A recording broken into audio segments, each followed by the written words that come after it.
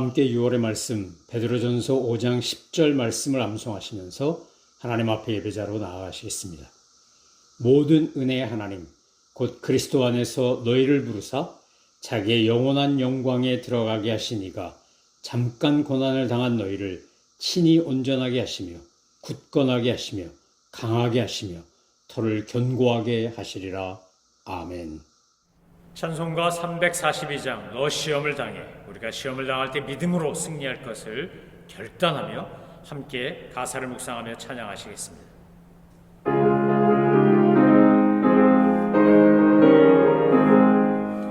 너 시험을 당해 죄 짓지 말고 너 용기를 다해 곧 물리치라. 너 시험을 이겨 새 힘을 얻고 주 예수를 믿어 늘 승리하라. 우리 구주의 힘과 그의 위로를 빌라. 주님 내 편에 서서 항상 도우시리. 내 친구를 삼가 잘 선택하고 너 언행을 삼가 늘 조심하라. 너 열심을 다해 늘 충성하고 온 정성을 다해 주 봉사하라. 우리 구주의 힘과 그의 위로를 빌라. 주님 내 편에 서서 항상 도우시리. 잘 이기는 자는 상 받으리니 너 낙심치 말고 늘 전진하라. 내 구세주 예수 힘 주시리니 주 예수를 믿어 늘 승리하라. 우리 구주의 힘과 그의 위로를 빌라. 주님 내 편에 서서 항상 도우시리. 하나님께서 오늘 우리에게 주신 말씀은 시편 27편과 28편입니다. 시편은 전부 150편이고 5권의 책으로 구성되어 있는데 제가 지금 시편 강해를 하면서 먼저 1권, 1편부터 41편까지를 강해하고 잠시 쉬었다가 다시 2권, 3권, 4권, 5권 이렇게 강해를 하려고 합니다. 시편 150편을 다 강해하려면 너무 많은 시간이 들기 때문에 시편을 강해하다가 잠깐 다른 것을 하고 또다시 시편으로 돌아오고 이렇게 교차 강해를 할 것입니다.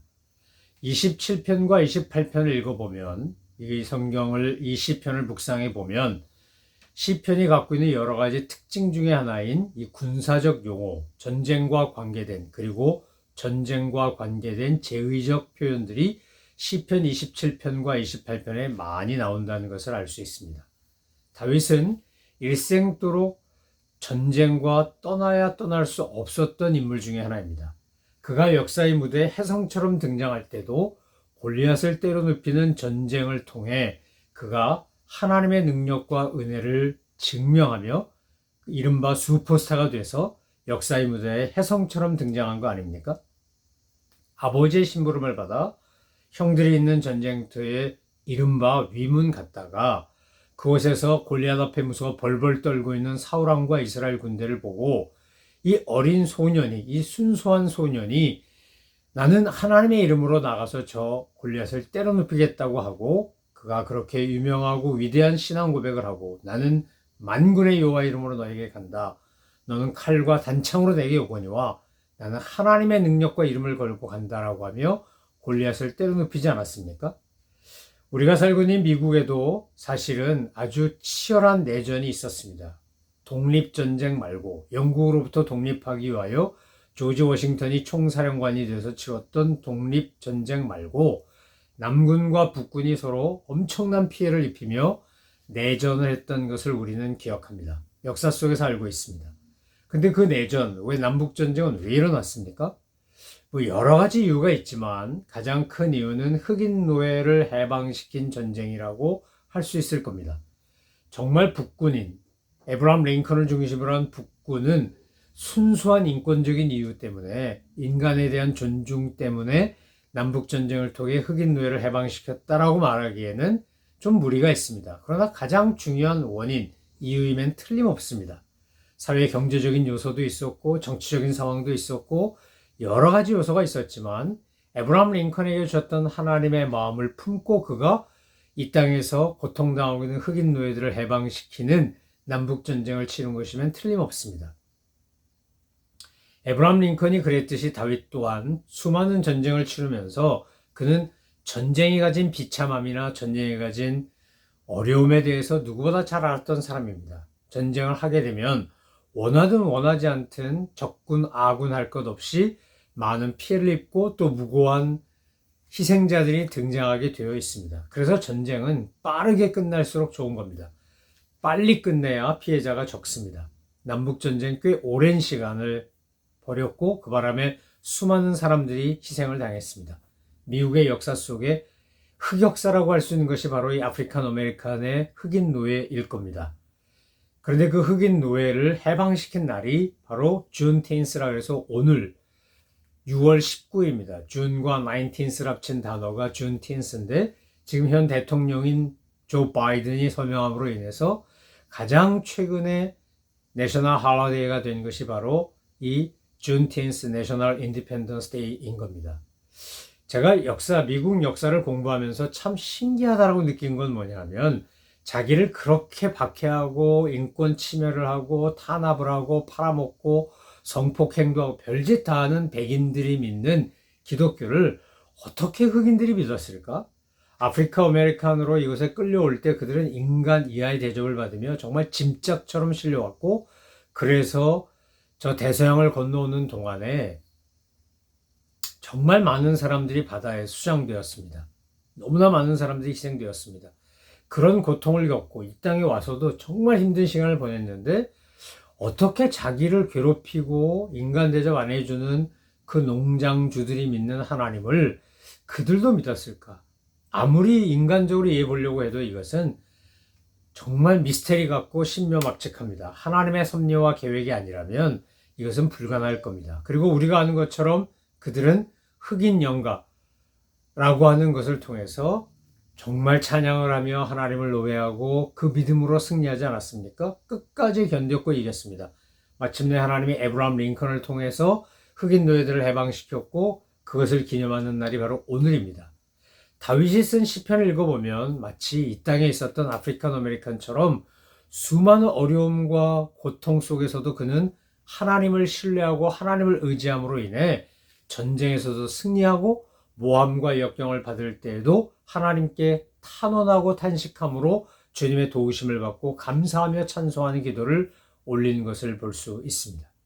다윗 왕은 통일 이스라엘의 두 번째 왕이었지만 다윗 왕이 나가서 전쟁함으로 인하여 얻은 땅과 그 영토 확장을 통해서 이스라엘은 솔로몬 시대 때 엄청난 부귀영화와 강성함을 누릴 수 있었습니다. 본의 아니게 다윗은 전쟁 때문에 수많은 피를 흘리고 그 손에 피를 묻힌 사람이 되었습니다. 그래서 그가 그토록 하나님의 성전을 짓고 싶었지만 하나님은 내 손에 피가 많음으로 허락하지 않는다 그러고 솔로몬이 성전을 짓도록 한 거 아닙니까? 우리가 솔로몬 성전이라고 부르지만 사실상 그것은 다윗 성전임에 틀림없습니다. 다윗은 자기가 성전을 지을 수 없다는 것을 알면서도 아들 솔로몬이 성전을 지어 하나님께 봉헌할 수 있도록 수많은 소위 목재를 비롯하여 돌, 보석, 온갖 것을 준비하며 하나님의 성전을 준비했던 사람이었습니다. 왜 다윗은 전쟁을 하며 수많은 일들을 겪으며 처음에는 사울왕의 손을 피해 도망다녀야 했던 살인의 의혹을 피해 그 죽이고자 하는 미움을 피해 도망다니던 시절부터 나중에 왕이 될 때까지 그리고 왕으로서 다스리는 동안 어떻게 이렇게 하나님을 향한 감사와 예배와 변함없는 사랑을 가지고 성전 짓기까지 사모하며 애를 쓸 수 있었을까? 그것은 바로 시편 27편에 나오고 28편에 나오는 하나님을 향한 다윗의 믿음, 그의 고백이 있었기 때문입니다. 여호와는 나의 힘이요 나의 반석이시요 나의 요새시요 나의 삶의 빛이시요. 우리가 시편을 읽다 보면 다윗은 하나님을 표현하는 온갖 은유적 표현들을 통해 하나님에 대한 절대적인 신뢰와 하나님을 의지하며 살아가는 자의 행복과 감사를 노래합니다. 시편을 읽어 나갈수록 시편 한 편 한 편씩 읽어 나갈수록 어떤 때는 탄원하고 어떤 때는 감사하고 어떤 때는 감격하고 그러면서 다윗은 정말 하나님 바라기로 살았던 사람이라는 것을 보여줍니다. 시편 150편 가운데 누가 지었는지 모르겠다라고 하는 거 한 50편쯤 있고 한 75편 가량은 다윗이 지은 겁니다. 그러니까 시편 150편 가운데 대부분은 다윗이 지었다고 해도 과언이 아닐 겁니다. 누가 지었는지 잘 모르겠다라고 하는 시편에서도 아마 다윗이 지었을 거라고 추정되는 시편이 많기 때문입니다. 근데 다윗이 시편을 통해 우리에게 보여주고 알려주고 증명했던 수많은 모습 중에 핵심은 뭡니까? 다윗은 하나님을 온전히 신뢰하고 의지하고 하나님의 도우심을 바라며 그렇게 평생을 살았다는 겁니다. 물론 그가 범죄할 때도 있었고 타락할 때도 있었고 그가 잘못을 범하여 살인 교사죄와 간음죄를 저지름으로 말미암아 왕국의 위기가 닥친 적도 있었습니다. 그러나 그럼에도 불구하고 그가 여전히 다시 하나님께로 돌아와 회개하고 하나님의 은혜를 구하는 것을 보면 다윗은 정말 초점 맞추기를 잘했고 자기의 삶의 기준점으로 하나님을 삼고 주님만 바라보며 살았다는 것을 알 수 있습니다. 오늘 저와 여러분이 인생살이 자체가 전쟁과 같은데 정말 생존 경쟁을 해야 되고 이 미국에서 보니까 1%의 사람들이 40%의 재산을 갖고 있습니다. 미국 땅에 한 3억 넘는 사람들이 살고 있는데 그중에 1%가 나머지가 가지고 있어야 될 재산을 전부 다 가지고 있다고 해도 과언이 아닐 만큼 엄청난 빈부격차와 계층 간의 갈등이 있는 곳이 바로 이 미국입니다. 중산층이라고 불리우는 이 미들클래스 사람들도 사실상 실질 소득이 증가하지 않고 중국을 WTO에 가입시키면서 아주 싼 물건이 들어오는 것으로 인해 소비력을 유지시키는 방법으로 클린턴 대통령 시절에 중국을 WTO에 가입시키는 그런 정치적인 제스처나 방법을 통해 이 중산층을 유지시키고 있지만 사실 중산층의 삶도 자본소득과 노동소득이라는 것을 통해서 조금씩 나아지고 있는 건 사실입니다. 근데 문제는 빈곤층이라고 하는 서민층들입니다. 그들은 엔잡러라고 불릴 만큼 정말 수많은 직장을 가지고 일을 해도 겨우 살까 말까 할 정도로 의식주 가운데 식과 주가, 집과 또 먹고 사는 것이 정말 어려운 것이 지금 미국의 현실 아닙니까? 그런데 역사를 보면 그 중에서도 가장 힘들었던 건 아프리칸 아메리칸일 겁니다. 노예였으니까요. 텍사스에서 마지막으로 노예방이 되기 전까지 그들은 인간이 아니었습니다. 그냥 물건이었습니다. 사고 팔 수도 있고 뭐 없어지면 죽으면 그냥 물건 처리하듯이 할 수 있는 그런 인간 이하의 삶을 살았는데 어떻게 그걸 견디며 버텼고 이겼고 나중에는 민권운동을 일으키고 오늘날 이런 미국 사회에 여전히 인종 갈등과 문제가 있지만 이런 인권 신장을 위해 헌신할 수 있었을까? 제가 흑인의 역사, 아프리칸 아메리칸 역사를 공부하면 공부할수록 정말 미스터리입니다. 그런데 그 속에서 발견하는 한 가지, 그들이 하나님을 의지하고 살아왔다는 겁니다.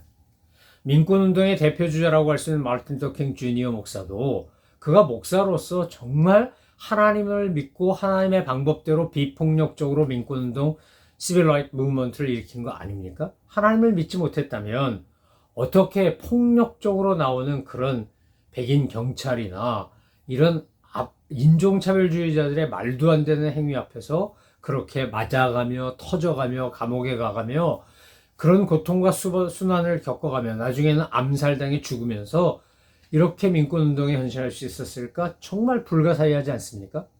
여러분 시편 27편과 28편을 통해서 우리가 깨닫고 알고 의지하고 붙잡아야 될 것은 지성소에 들어가 하나님의 은혜를 구하며 주님의 은총을 속죄의 은혜를 구하는 대제사장뿐만 아니라 일반인들도 뭐 심지어 이방인들도 성소 바깥에 있는 성전 바깥에 있는 이들조차도 솔로몬이 성전 봉헌하면서 드렸던 기도가 그것이고 여호사밧 왕이 모압 족속, 암몬 족속, 세일산 사람들이 쳐들어왔을 때 솔로몬의 기도 붙잡고 드렸던 기도도 그겁니다. 성전을 바라보고 하나님을 바라보고 성전을 향하여 눈을 돌리고 기도만 해도 하나님 우리의 기도 들어달라고 한 게 솔로몬의 기도 아니었습니까? 사랑하는 성도 여러분, 인간은 정말 연약한 존재입니다. 우리는 유한합니다. 그래서 우리는 뭔가를 의지하고 붙잡지 않고는 불안해서 살 수가 없습니다. 다윗이 시편 27편과 28편을 통해 우리에게 보여주고 가르치는 게 뭡니까? 그가 전쟁에 나갈 때도, 그가 억울한 일을 당할 때도, 어떤 사람과 관계를 맺고 있는데 정말 그들의 악함으로 인하여 내가 위기를 닥칠 때도, 어떤 경우에도 마찬가지지만 그는 오직 하나님만을 의지하고 나아갔던 믿음의 사람이었습니다. 오늘 우리는 정말 내가 의지하고 신뢰하고 있는 것이 무엇인가요? 나 스스로 한번 돌아보고 질문해 보시기 바랍니다. 난 정말 하나님 한 분만 의지하고 사는지, 하나님 한 분만 계시면 되는지. 시편 기자 다윗이 23편에서 너무나 유명한 그 시편에서 고백한 것처럼 여호와는 나의 목자시니 내가 부족함이 없으리로다.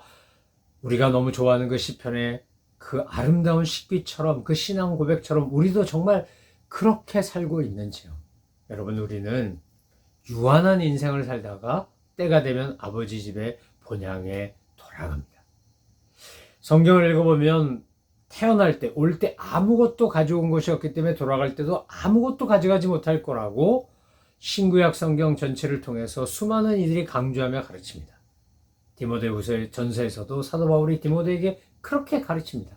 돈을 사랑하는 일만하게 뿌리다. 돈을 사랑하지 말고 어떻게 하라는 겁니까? 하나님 사랑하고 내게 주신 것은 잘 사용해야 한다는 겁니다. 현대 자본주의 체제 하에서 지금 미국의 1%가 40%의 재산을 갖고 있는 이런 말도 안 되는 부의 불균형 속에서 우린 자칫 잘못하면 하나님이 아닌 돈을 의지하고 그 돈을 통해서 내 삶의 안정을 꾀하려고 하는 어리석은 일을 할 수 있다는 겁니다. 정말 그럴까요? 오늘날 미국이 전 세계 패권을 쥐고 있는 건 이 달러 때문인데, 이 달러가 근본위 화폐에서 그것을 포기하고 닉슨이 덕트린을 내면서 이제 더 이상 근본위로 하지 않는다고 해도 여전히 달러가 세계의 중심 기축 통화가 될 수 있었던 것은 사우디아라비아를 비롯한 산유국들이 이 원유를 결제할 때 달러로 할 수 있도록 했기 때문입니다. 미국이 그렇게 협약을 맺었고 그것이 여태 통용됐기 때문입니다. 그런데 오늘날 어떻게 됐습니까? 중국이 사우디아라비아와 함께 위안화로도 중국 돈으로도 달러 원유를 계산할 수 있도록, 달러가 아닌 위안화로도 원유를 계산할 수 있도록 이젠 그렇게 통화의 패권이 바뀌는 시대를 우리가 경험하고 있는 거 아닙니까? 여러분, 우리가 정말 의지하고 믿을 수 있었던 거, 예전엔 파운드화가 그 역할을 했습니다. 영국의 파운드화가 대영 제국 시절에는 가장 중요한 기축통화는 파운드였습니다. 근데 오늘날 파운드가 그런 힘을 쓰나요? 유로가 그런 힘을 씁니까? 달러가 앞으로 그렇게 될 건가요? 여전히 위안화가 달러를 대신할 수 있을까요? 아니요. 수많은 경제학자들과 경제 전문가들이 예상하기에는 이제 분권화 될 거라는 겁니다. 블록화 될 거라는 겁니다. 세상에 영원한 건 아무것도 없습니다. 안전한 거 아무것도 없습니다. 이거는 틀림없어. 이건 괜찮을 거야. 그런 거 없습니다. 여러분, 팬데믹이 오기 전까지 우리는 이 팬데믹으로 코로나 바이러스라는 걸 통해 이렇게 전 세계가 셧다운이 되고 막 폐쇄되고 단절되고 그럴 거라고 예상이나 했습니까? 아무도 예상하지 못했을 겁니다. 소수의 전문가들은 알았겠죠. WHO 같은 데 있는 분들은 알았겠지만 보통 시민이 어떻게 그걸 합니까? 사실 우리의 삶 자체는 얼마나 유동적이고 불안정한 것인지 모릅니다.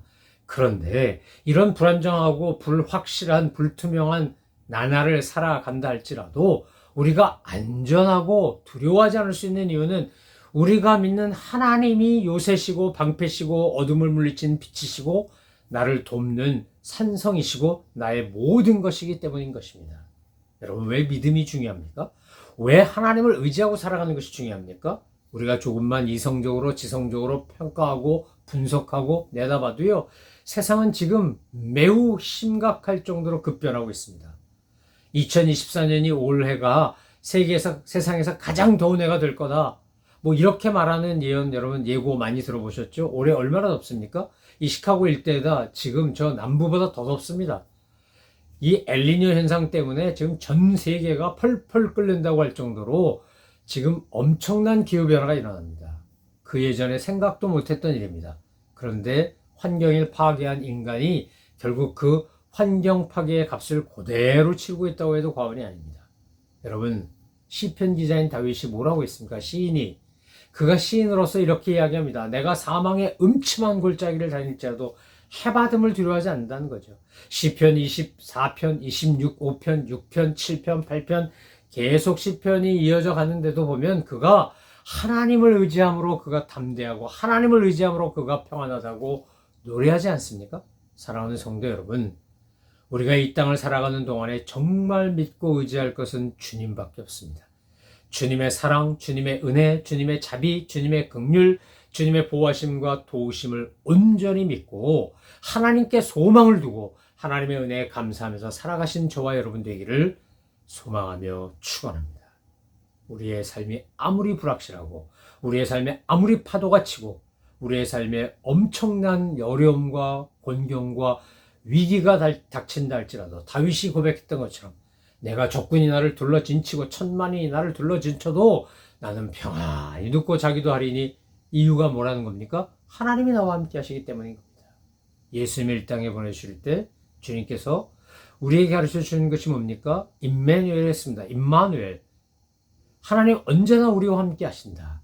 여러분, 우리의 믿음의 표상이요, 우리의 믿음의 모범이요, 우리가 바라다 보는 믿음의 대상인 예수님이 우리와 영원히 함께하기 위해서 이 땅에 오셨고 우리처럼 되셨고 우리를 위해 죽으셨고 우리를 위해 부활하셨고 승천하시고 다시 오시겠다고 하신 그분이 우리를 위해 성령님을 보내주셨고 성령님이 우리와 함께 하심으로 말미암아 우린 이 땅에 살아도 천국을 누리고 살고 이 땅에서 천국을 누리고 살다가 영원한 하나님의 나라 본향으로 돌아가는 것이 성도의 삶이 아니겠습니까?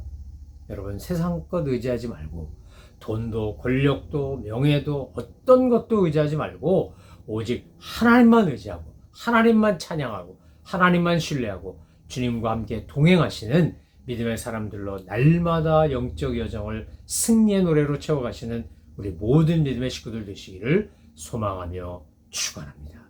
기도하겠습니다. 하나님 아버지, 전장에 나갈 때도 억울한 일을 겪을 때도 전쟁에서 승리했을 때도 심지어는 전쟁에서 패배했을 때도 다윗은 변함없이 하나님만을 바라보며 하나님께 탄원하고 하나님께 간구하고 하나님의 이름을 찬송하고 주님께서 행하신 놀라운 일들을 기뻐하며 하나님께 영광을 돌려드렸습니다. 오늘 저희들의 삶도 그렇게 되기를 소망합니다. 우리의 믿음도 그렇게 되게 하여 주옵소서. 다윗처럼 수많은 믿음의 용사들처럼 오직 주님만 바라보는, 오직 예수, 오직 성삼일체 하나님만 바라보는, 오직 성령님, 오직 성부 하나님만 의지하는 저희 모두가 되게 하여 주옵소서. 감사드리며 예수 그리스도의 이름으로 기도 올리옵나이다. 아멘. 하늘에 계신 우리 아버지, 아버지의 이름을 거룩하게 하시며 아버지의 나라가 오게 하시며 아버지의 뜻이 하늘에서와 같이 땅에서도 이루어지게 하소서. 오늘 우리에게 일용할 양식을 주시고 우리가 우리에게 잘못한 사람을 용서하여 준 것 같이 우리 죄를 용서하여 주시고 우리를 시험에 빠지지 않게 하시고 악에서 구하소서. 나라와 권능과 영광이 영원히 아버지의 것입니다. 아멘.